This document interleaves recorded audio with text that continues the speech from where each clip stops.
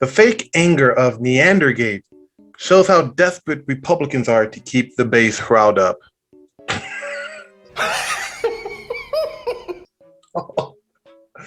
Oh, that's sweet. That is some sweet stuff right there. Let's do a thought exercise. And I've been doing this ever since Biden got in office. Whatever Biden says that might sound offensive, switch it up a bit. Let's say Trump said it. And in your head, how do you think the media would react? Welcome back to another episode of Culture Shock, folks. I have been waiting to do this video all week. Every time I tend to get a topic to talk about, something crazy just happens. We got Biden calling people Neanderthals for not wearing their masks. We have Dr. Seuss being canceled, racist babies, and I'm going to go over with you the Equality Act and what it actually means for Americans, religious freedoms and all. So let's get right into it.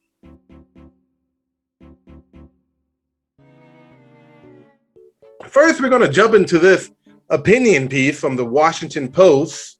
The fake anger of Neandergate shows how desperate Republicans are to keep the base riled up. Now, if you haven't heard, states like Florida, Texas, Connecticut, Mississippi have decided to open up. They're saying, why do we have to stay locked down if we have a vaccine? None of this makes any sense if you look at it from the science, which they keep on telling us to follow the science, yet no one's following the science. So Florida has the schools open up. No one's wearing masks unless they feel as though they need to. They're letting the individual make that decision for themselves. They're not cracking down on people, forcing them to wear a mask. Unlike New York and California, which are seeing upticks in the virus, more cases, more deaths, and they are still barely opening up. Yeah, I get it. You know, those states are a lot bigger, but, you know, they locked down. And I've said this previously on other videos. If the lockdown worked the first time, why have a second one? If the lockdown didn't work the first time, why have a second one? None of it makes sense. So early in the week, Biden went on a press conference and called people who live in those states, Florida, Texas, Mississippi, and Connecticut, Neanderthals for refusing to wear their masks. Listen, they say that masks are 95% effective. But then you have the vaccine, which is 99% effective. What's the problem? Why do we have to wear a mask if we could just get the vaccine and you're 99%, at least 99% more safe than you were wearing a mask? None of that makes sense. I had COVID. I still have antibodies, yet I have to wear a mask to walk around, which I don't because it doesn't make any sense. None of this makes any sense. Check out this video that I found on TikTok of a girl ordering her food. It's insane. Hi. You have a mask? No, I don't. I can give you one. You can give me one? I can give you one. Why do I need you to wear a mask. So you can hand me a mask, I can hand you one, yeah. but you can't hand me the drink without a mask? You've got to wear a mask. How does that make any sense? That's what I just need you to wear a mask. Do you mind? Well, if you can hand me a mask, why can't you just hand me the drink? I can hand you the mask. So he can hand me a mask, but he can't hand me my drink. Makes perfect sense, right? So you can hand her a mask, but you can't hand her her drink. How does that make sense?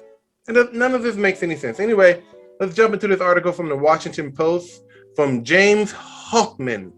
Man, this guy looks like, I don't know. Neanderthals went extinct about 30,000 years ago, but that didn't stop Senator Marsha Blackburn, representative of Tennessee Republican, from speaking affectionately about them on Thursday in the present tense. Neanderthals are hunter-gatherers, she said on Fox Business. They're protectors of their family. They are resilient. They're resourceful. They tend to their own. So I think Joe Biden needs to rethink what he's saying. What President Biden said correctly is that Republican governors of Texas and Mississippi are making a big mistake by rescinding mask mandates when new coronavirus variants are spreading. Are they though? Because no one's really talking about coronavirus variants.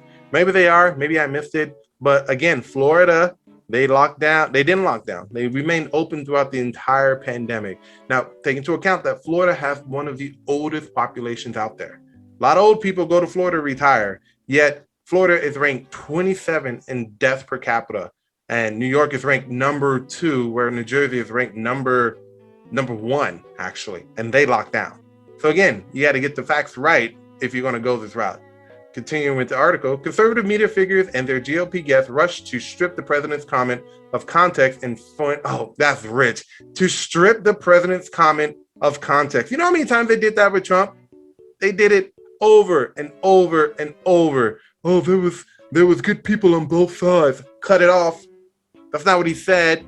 He said there were both people, good people on both sides, and I wasn't talking about the white supremacists and neo-Nazis. That's what he said, but the media cut it off to make it seem like he was saying that there were good people on the side of the neo-Nazis and the white supremacists. Not what he said. Again, when he said that, Mexico is sending their rapists and murderers here. That's not what he was talking about. He was talking about the gang MS-13. So you want to talk about taking stuff out of context, boy, you better go and check yourself. And feign injury, presenting a remark as if Biden had referred to all Republicans as Neanderthals. Yeah, no, that's probably what he meant. He just didn't come out and say it, but simply giving freedoms causes Joe Biden, the great uniter, to call us Neanderthals. Former White House Press Secretary Kayleigh McEnany said on her debut appearance as a paid Fox analyst. I'm glad Kayleigh McEnany is back in the spotlight. She deserves it. I'm so happy for her. Leave aside the irony of people such as Blackburn, who does not accept the theory of evolution. Oh, what makes you say that? Because she's Republican? Because she's a Republican, she's probably Christian. And because she's Christian, she probably doesn't believe in the theory of evolution. Way to just group everybody in there, pal.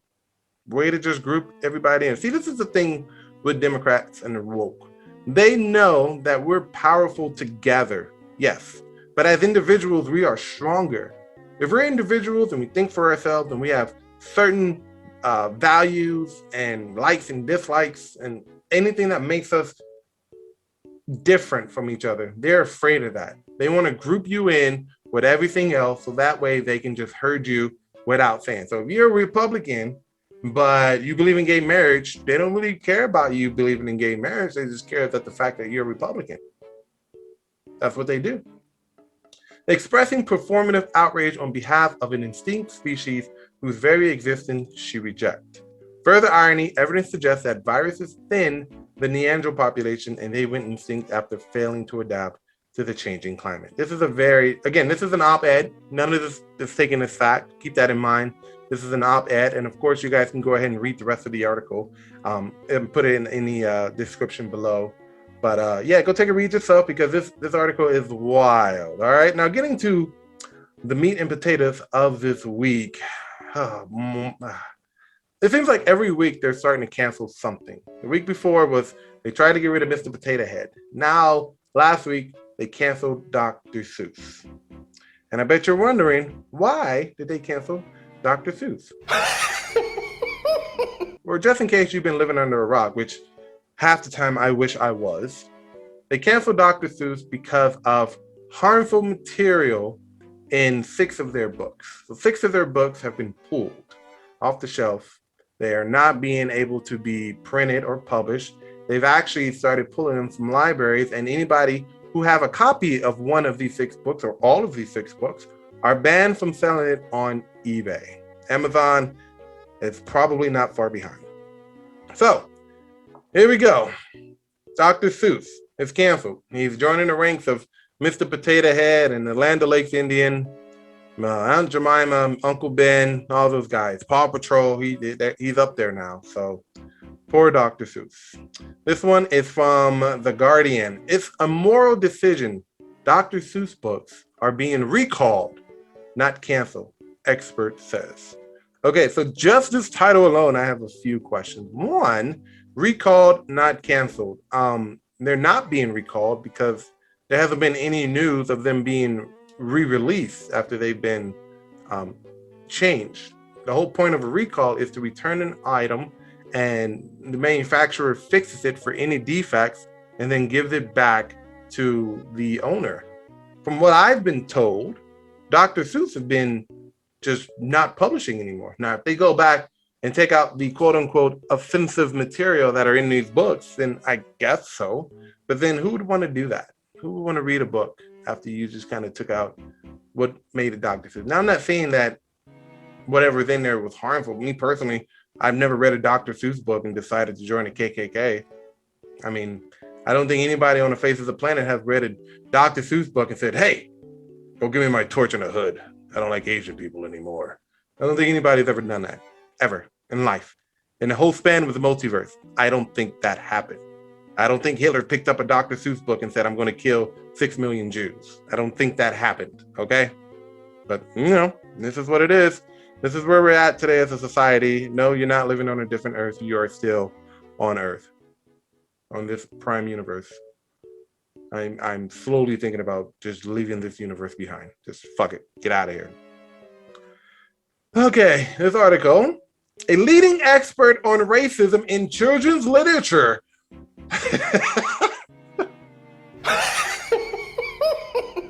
Bro, how much are you getting paid? How are you a leading expert on racism in children's literature? What job is that? Who is employing you with that? Holy crap, these people can come up with the most bizarre shit to make them sound like they are smarter than what they actually are. A leading expert on racism in children's literature. Oh God, I don't even, you know what? Let's continue. A leading expert on racism in children's literature has said the decision by Dr. Seuss Foundation to withdraw 6 books should be viewed as product recall and not, as many claim, an example of cancel culture. But you're not recalling anything. The intention is not bringing back the product, erasing whatever harmful material is in there, and then re-releasing the book. The Dr. Seuss Foundation has decided to stop printing and publishing that particular book, or those 6 particular books. So nothing's being recalled. They're not going back and saying to the owners who own the book, hey, send this back. We're going to take out the harmful material and then send it back to you. No, they're stopping the publishing and production of those 6 books. That's not a recall. That is literally unpublishing and, by today's standard, canceling a book. That's what that is.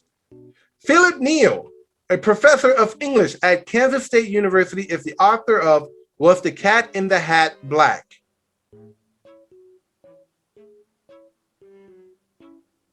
No. No, he wasn't.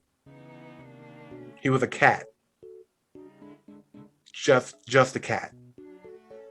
He was colored black, but he was not black ethnically. I can't believe I have to explain this. Holy shit. The hidden racism of children's literature and need for diverse books. He told The Guardian the 6 titles by Theodore Geisel, aka Dr. Seuss, published between 1937 and 1976, that Dr. Seuss Enterprises said it would cease printing contained stereotypes of a clearly racist nature. This is where we have a problem, because something that might be offensive to Philip Neal might not be offensive to me, might not be offensive to you, might not be offensive to the person who's reading this book, who just might be the exact same ethnic background as this book is portraying.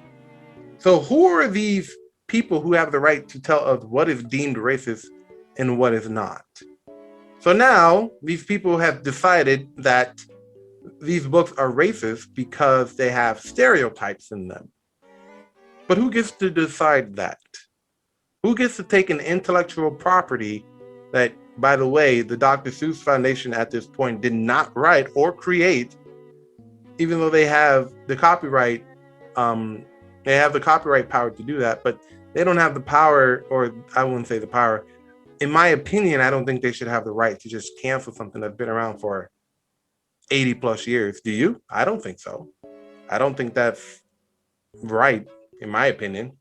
Dr. Seuss Enterprises has made a moral decision of choosing not to profit from work with racist character in it. And they have taken responsibility for the art they are putting into the world, and I support that, Neil said. The titles in question are And to Think I Saw It on Mulberry Street, If I Ran the Zoo, McElligot's Pool, On Beyond the Zebra, Scrambled Egg Super, and The Cat's Quizzer. Dr. Seuss books have been sold some 700 million copies globally. Well, good for them that they decided not to profit off of the quote-unquote racist material, but who gets to decide where it's racist? Now, I believe it was If I Ran the Zoo, they had a stereotype of an Asian person wearing carrying some type of, if I remember correctly, it's been a while since I read the book. He was carrying chopsticks and had some type of Chinese creature on him or something like that. I don't know. And they're calling that racist. But let me ask you a question. Anytime you go to a Chinese restaurant, do you not have the options to pick up chopsticks? Is that racist for a Chinese restaurant, probably owned by Chinese people, to offer chopsticks? What about going to go eat sushi? Do you just deny the chopsticks because you want to avoid cultural appropriation? No. I went to Korean barbecue yesterday and we all used chopsticks. Does that make us guilty of culturally appropriating something? Does that restaurant seem racist even though they use chopsticks at a Chinese restaurant? No. These people who are saying that it's stereotype, it's not stereotype if it's a part of their culture. We all know that Chinese people over there, Japanese people, everybody of the Oriental side of the world, they use chopsticks. So why is that such a big deal? Why is that such a problem? And who gets to say that this is racist? I mean, again, no one has read If I Ran the Zoo and said, ha ha ha ha, Chinese people use chopsticks. Of course Chinese people use chopsticks. It's nothing funny. It's nothing to laugh at. It's not a joke or anything like that. But it's just something that we all know to be true. Chinese people use chopsticks. I don't understand why this is so offensive.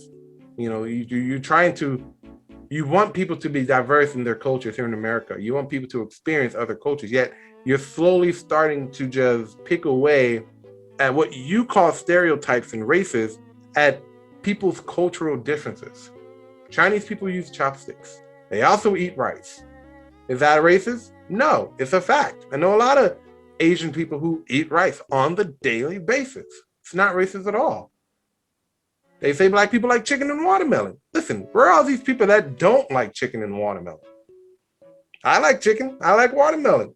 Is it a stereotype? Maybe, but it's not racist because anybody, and you don't have to be black, can enjoy chicken and watermelon. That's just me. Seriously.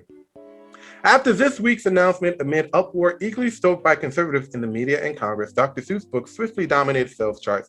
On Friday, the House Minority Leader, Kevin McCarthy, went as far as to share a video of himself reading from Green Eggs and Ham, a perennial strong seller.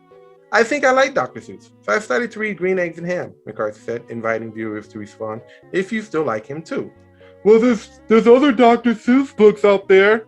Yes, my dumb, ignorant little friend. Yes, there are other Dr. Seuss books out here, but I think you're missing the point. See, the left has this thing where they're saying, oh, it's only Dr. Seuss books. Why are you spending so much time on this? Why is this such a big deal? I'm going to explain to you why it's such a big deal. Because I enjoyed these books as a child. I enjoyed them immensely. And maybe one day I might have wanted to read If I Ran the Zoo to my child, or What I Saw on Mulberry Street to my child. But you know what? I can't now because I don't have $5,000 to buy this fucking book. That's why. So you're slowly starting to erode our society and our culture because something offends you. And I promise you, the people who are offended aren't even part of the stereotypes that they're claiming are being offensive. They're just white liberals running around fucking ruining everything. You know a way to get rid of cancel culture? It's just to say no. Because these people are going to just fucking leave you alone after a while. And in my opinion, I don't think that the Dr. Seuss company or state or whatever had any complaints about their books. But they have seen what has been going on with people canceling stuff and decided to just preemptively get rid of the book before cancel culture mob came for them. And I think that's sad living in a society today to where you literally have to think, like go back 50 years. Damn, did that book I write back then? Was that racist? Oh man, I don't know. Holy crap. They're going to cancel Huck Finn. I can promise you. It has the N-word in it like at least 6-7 times. They're going to go back in time. They're going to pull Huck Finn, say Mark Twain is a racist for writing Huck Finn and putting the N-word in it. I'm calling it now. Place your bets in the comment section below. And of course, Dr. Seuss is just radicalizing babies everywhere. They're just going crazy because why not? So this just in, and this is a wild one. Arizona Education Department encourages talking to babies about racism.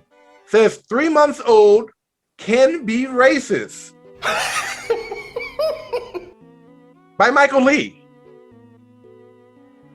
Holy shit, from the Washington Examiner. So if you have a 3-month-old child, it might be racist. You know, I remember when I was 3 months, I was a little Hitler. I was just going around, rounding up all the babies in the neighborhood, keeping them in the jungle gym, and taking over playgrounds. That was me, you know. But then, you know, I kind of grew out of that. Finally figured out that that's probably not right. But at 3 months, 3 months, oh man, I was a dictator. Ruled the playground with an iron fist. I was just throwing babies everywhere. Man, 3 months. Whew, who knew? The Arizona Department of Education has purportedly created an equity toolkit. They can just fit equity in there as much as they want. Just stick it in there.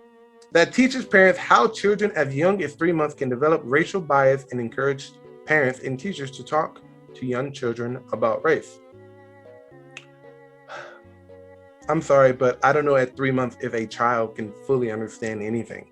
I was with my niece the other day, and she's 4 months, and I don't think she recognizes people, sure, but I don't think she comprehends anything that's being said. I'm sorry. I mean, unless you have Goo Goo Gaga translator, I don't think that talking to a 3-month-old baby is going to be very effective. I'm not a baby expert. Disclaimer. Scoop. The Arizona Department of Education has created an equity toolkit claiming that babies show the first signs of racism at 3 months old, and that when white children remain strongly biased in favor of whiteness by age 5, Christopher R. Ruffo reported on Twitter. You want to know what babies are doing at 3 months? They're not racially biased towards anybody. Anybody the parents bring around, whether it be grandma, grandpa, friends of the family, etc., that child is starting to make connections. Doesn't matter if they're white or black. They're associating this person with mommy and daddy.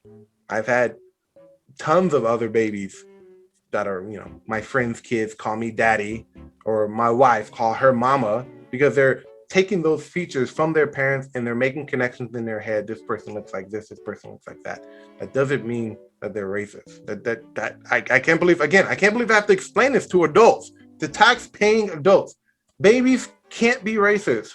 They can't. They don't have any comprehension of understanding what racism is. If you put a white baby and a black baby in the same room together, there are not going to be any type of racial tension there.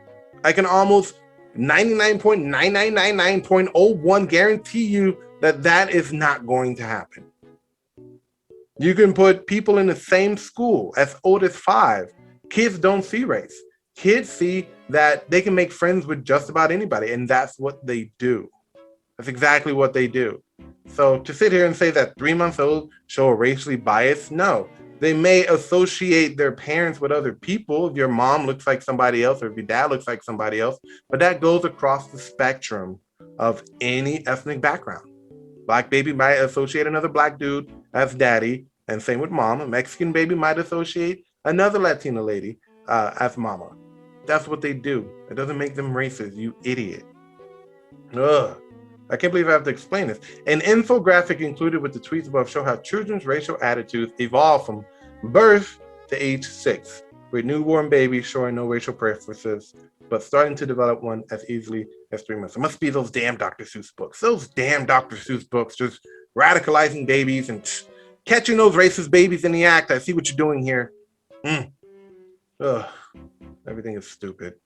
At birth, babies look equally at faces of all races. At 3 months, babies look more at faces that match the race of their caregivers, the graphic says. Children are apparently prone to carry racial bias further into This is not true. This is not true at all. By 30 months, children are using race to choose playmates. No, they are not. They are not. My 5-year-old niece plays with my 6-year-old other niece, and one is black, the other one's white. They do not. They share toys, they play around, they have fun, they watch princess movies. They're kids. They have no racial bias. The only time a child will have racist bias is if they're taught by the parent to have those racial bias. That's the only way that's ever going to happen. Please stop with the foolishness. Oh man, you know what? I'm done with this article. I can't read anymore. I'm losing brain cells. But if you would like to read the article, have at it. You can find the link in the description. And last but not least, we got to talk about something that's really important, that's really gaining traction. It's this Equality Act. A lot of people don't know what it is. And I'm going to clarify it for you in this article from the Daily Wire by Ian Hayworth. All right, February 26, 2021. Yesterday, the House of Representatives, again, this is probably like 2 weeks ago right now, the House of Representatives voted to pass the Equality Act, a bill which aims to prohibit discrimination on the basis of sex, gender identity, and sexual orientation, and for other purposes. Now, again, discrimination of any kind is already prohibited in the Civil Rights Act of 1964 as individuals. These people are trying to make it to where there's no discrimination by groups. They're forgetting the idea that they're individuals and want to associate themselves with a group, which is extremely dangerous because anybody, predator, murderer, rapist, pedophile, can associate themselves with a group and automatically get those immunities based on this Equality Act. That's just what I just read from here. That's what I'm understanding here. They're making it in terms of a group of people, LGBTQ, trans community, whatever you want to call it. That's what they're doing. The legislation passed in the House by 224 votes to 206. The three Republicans, of course, I got to point out the Republicans, Representing John Calto, Tom Reed, and Brian Fitzpatrick, joining the Democrats in favor. While the left celebrates, we must understand that those who are pushing for the Equality Act are playing a very clever and extraordinary manipulative game and are simultaneously willing to tear down the foundation of the United States in the process. The game is an emotional, ideological bait and switch, shrouded in ambiguity, verbal contortion, and deceit. The bait and switch element is provided by the attempt to portray the legislation as an answer to the question, do transgender people deserve to exist in our society? Nothing was more indicative of this association than an Oreo cookies insane tweet, trans people exist. Oreo cookies tweeted that. Of course, trans people have the right to exist. No one's saying that they don't. Come on, man. No one's saying that they don't. What we're saying is that they want special rights that they already have. And I don't think they understand that they have it. Men can't use women's restrooms because now you're violating the women's right to privacy here. That's all that's saying. No, men can't be women, women can't be men. Okay? Because trust me, if this was a thing in high school, I would be all up in the girls' bathroom and locker room. I would be in their PE classes. I would have been all up in there if that was the case. Trust me. Trust me. See how creepy that sounded? That's exactly what this is going on right now. That's exactly what this whole scenario is providing right now for people. Like so many on the left policies position, they are presented as binary questions along imaginary lines, making it easy to lazily mischaracterize critics as inherently evil. Don't support our gun control policies. I guess you want people to die. Oppose abortion. You want women to die in back alley abortions, don't you? Reject the Equality Act. You don't even want transgender people to exist. Again, I know what he's trying to say here. He's trying to point out the arguments. And I know a lot of people who say that if you reject the Equality Act, you don't want transgender people to exist. That's not the argument. That is not the argument. You guys go from 0 to 200 in a matter of seconds, not understanding fully what someone else is trying to convey. The Equality Act is dripping in vague language, which hands further power to those who hope to wield it to achieve political objectives. The overbroad category of LGBTQ is used to encapsulate as many potential victims as possible. Discrimination is defined as a variety of subjective and imprecise acts, including unequal or unfair treatment, differential pricing for substantially similar products, and credit checks which reveal a former name. Now, those are all pretty big things, especially that last one, credit checks, which reveals a former name. Now, I really don't know how do we even go about that, because I didn't even think about that in the beginning. If you're Tommy and now you're Tanya, that's kind of a big thing when you're trying to buy a car or house. That's not necessarily discrimination in terms of, oh, you're trans, so you can't buy the house.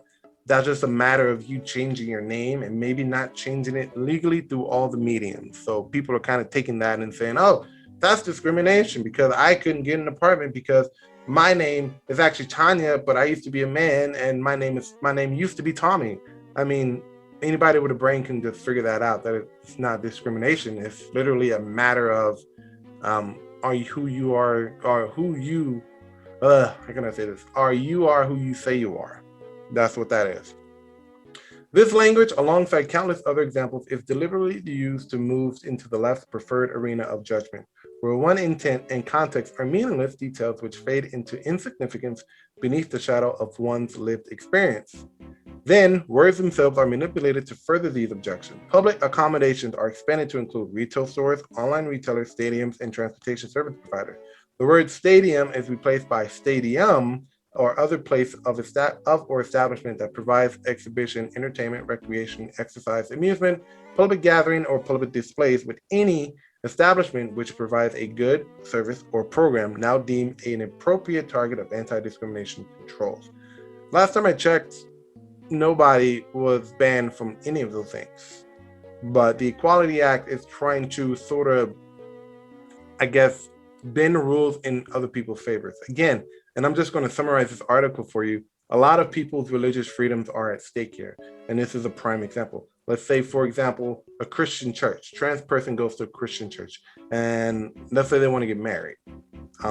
Now, the church, under this act, will be mandated to marry these people despite their religious intent, but despite them, maybe not believing in trans people, maybe not believing that gay people can get married. Now, again, that's something that people have a right to. I don't have a right to hang out with somebody because they're trans. I don't want to hang out with you because you might be trans. It might be because you're a shitty person. It might be something that I don't want to get into. It might be something that I don't like about you. Doesn't necessarily have to be because you're trans. I mean, everybody have their individual freedoms. Everybody have the right to do whatever they feel is best, as long as those freedoms don't impose on somebody else's freedoms. You get it? Like, that's just what it is. Same goes for gay people. Same goes for the non-binary people. Like, you're trying to force your way into society when you're already here. Stop thinking in terms of being part of a group and start thinking in terms of being an individual. No one gives a rat's ass if you're trans, gay, lesbian, non-binary, pansexual. I don't really care. No one really cares. But it starts to become a problem when you're saying, oh, you have to do this because I'm trans, or I'm non-binary, or I'm gay. No, we don't have to do anything because you're that. And that's the argument. That is literally what people have been trying to convey to these people. No one cares. What you might see as discrimination, I might see as maybe a misunderstanding when it comes to something like a background check. Your name right now might not have been your name 5 years ago. Is that discrimination? No, but somebody who might be trans who is experiencing this might count it as discrimination when it's not. Okay? Now we have it to where people's privacy, especially women's privacy, is being invaded. Again, going back, you're going to get a lot of young, horny teenage boys using this as a means to go and spy on the girls in the bathroom. And they're not just trans boys. They're not people who really are trying to claim themselves as trans and trying to get by in society. These are probably going to be boys that look like boys, saying they're girls, and going into the girls' locker room. I can almost promise you that that's going to become a daily occurrence in this country if this thing passes. Good thing it hasn't passed yet. It has to go through the Senate, and hopefully the Senate doesn't approve it. I don't know. I'm not going to call anything. People saying that it's not going to get passed in the Senate, but again, I don't know. I don't know what's going on with this. So I'll keep an eye on it for you guys, but just in the meantime, just please be aware. We got to protect the women. That's my biggest concern, especially young girls, young teenage girls who are now being just completely erased. You have men participating in women's sport. And I don't understand why the transgender community just can't create their own league of sports. I think that will probably be a little bit more effective. Let them do their own thing. Don't come and invade, Sasha over here who wants to go to college, but then, Maurice, whose real name is probably Mary, just blew her out in track and field or pole vaulting or basketball. We can't have that. I'm sorry. I disagree with trans people participating in girls' sports. I think that the best solution to this is just create your own league. Just go ahead, create your own league. That's the way I feel. That's the way it should be done. That's the way it should go down. And if you have a problem with that, can't help you there, buddy. All right, folks, that's it for today. This video probably went very, very long. If you like it, please subscribe. This is just my opinions. If you have anything to say, please let me know in the comments. I'll be more than happy to chat with you guys. All right. All the articles that I mentioned here will be in the description below. Feel free to read them, have at it, and let me know what you think about any of these articles, because a lot is going down, and it's going down under our noses, and we have to fight back against the left and their mission to just destroy society. All right.